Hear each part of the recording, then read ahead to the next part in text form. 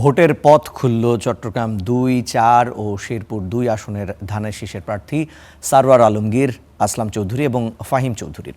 তাদের নির্বাচনে অংশ নিতে বাধা নেই জানিয়েছে আপিল বিভাগ। এদিকে বিএনপি প্রার্থী এম.এ. কাইয়ুমের প্রার্থিতা চ্যালেঞ্জ করে নাহিদ ইসলামের রিট খারিজ করেছেন হাইকোর্ট। তবে এর বিরুদ্ধে আপিল করা হবে বলে জানিয়েছেন নাহিদের আইনজীবী। নির্বাচনের বাকি আর মাত্র কয়েকদিন, নানা প্রতিশ্রুতি অঙ্গীকারে চলছে ভোটের প্রচার। তবে বেশ কয়েকটি আসনে প্রার্থিতা প্রশ্নে রয়েছে আদালতের আদেশের অপেক্ষা।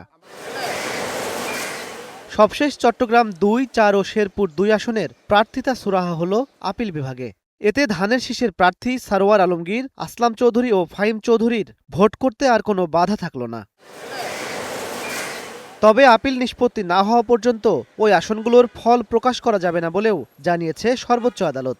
তাদের নির্বাচনে প্রতিদ্বন্দ্বী থেকে সরে রাখার যে কৌশল, সেটা আর কাজ করলো না বলে আমরা মনে করি। আপিল বিভাগের এই আদেশের পরে তাদের নির্বাচনে প্রতিদ্বন্দ্বিতার পথ একেবারে সুগম হয়ে গেল।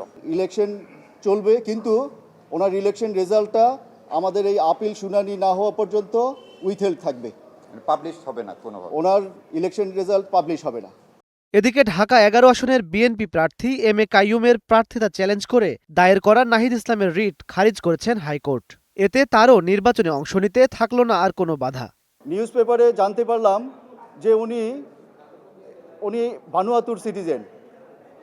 এটা জানার সাথে সাথে আমরা মহামান্য হাইকোর্ট ডিভিশনে রিট পিটিশন ফাইল করেছি যে একজন সিটিজেন বা ফরেন সিটিজেন হয়ে কোনো ইলেকশনে পার্টিসিপেট করতে পারবে না।